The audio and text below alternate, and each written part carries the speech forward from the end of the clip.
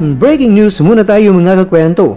Ibabalita ko muna sa inyo ang balitang medyo obvious na resulta sa bakbakan na Undisputed World Championship sa Japan. Sa kakatapos lang na bakbakan sa Japan mga kakwento, and still Undisputed Super Bantamweight World Champion pa rin si Naoya Monster Inoue. Wasak ang kalabang Koreano sa loob lamang yan ng 4 na mga rounds. Pinatunayan lang talaga ni Inoue na akmang-akma ang bansag sa kanya na Lima o Monster. Dahil sino man ang iharap sa kanya ay kanya talagang walang awa na kanyang lalapain. Tulad na inaasahan ng maraming mga boxing fans, nagtagumpay itong si Inoue sa pangatlong pagkakataon na nadepensahan niya ang kanyang 4 na mga korona sa Super Bantamweight. At hindi lang yan, pati na rin ang prestiyosong the ring belt kontra yan sa Koreano na si Kim Hee-jun. Sa simula ng laban mga kakwento ay hindi kaagad umarangkada si Inoue. Hindi yung diskarte na pagtunog pa lang ng bell ay kaagad ang finishing moves kaagad ang ginagawa niya. Dahil ang ginawa ni Inoue mga kakwento ay pinakiramdaman niya muna ang Koreano kung ano nga bang kaya may bigay sa laban. Ilang beses naman itong si Kim ay nadadala ni Inoue sa corner at kung di man sa corner ay nasa lubid naman. Kitang-kita na tila ba naiiwan ni Kim ang kanyang mga paa dahil walang footwork talaga ang pinapakita. Ngunit mga kakwento, medyo nagulat ang lahat dahil ang best round ni Kim ay sa round 3 na kung saan nakatama ang Koreano ng 3 mga sunod-sunod na mga hambalos. Pero minukbang na ito ni Inoue at ilabas na sabi niya na isa mga. Bagamat sa laban mga kakwento ay talagang lamang na lamang itong si Inoue, pero hindi siya nagmamadali sa kanilang bakbakan.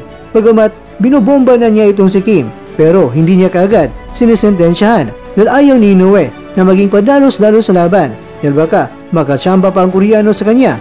Sa round 3 mga kakwento ay ilang beses na naalog ni Inoue ang Koreano at gusto ng mga musta sa lona kung ready na ba dahil baka pwede na siyang humiga.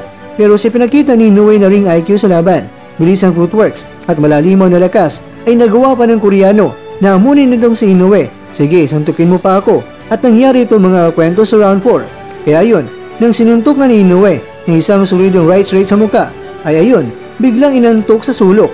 Kaya nanalo itong si Inoue via round 4 knockout. Sa ngayon mga kakwento ay nananatili si Inoue na may malinis na kartada at meron na siyang 29 wins, 26 knockouts. Habang itong si Kim naman mga kakwento ay may kartada na 21 wins, 3 losses, 30 knockouts at 2 draws.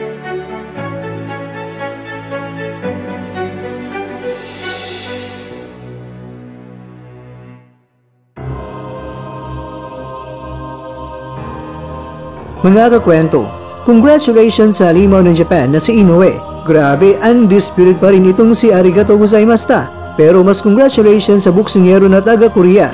Alam namin sa ngayon, ikaw lang ang binugbog na masayang masaya. Siyempre, bumabagyo na sa kwarto mo pag-uwi sa Korea ang limpak-limpak mo ng mga pera.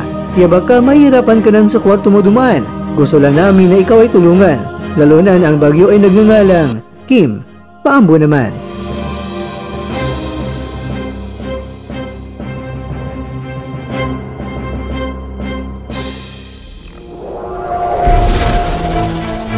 At dyan, nagtatapos ang ating kwento.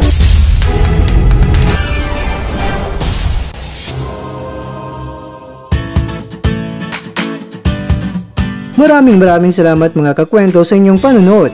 Pero baka naman mga kakwento ay nagustuhan niyo po ang kwento natin ngayon. Baka pwede niyo po akong mabigyan dyan ng like, subscribe at pa-click na rin sa bell button.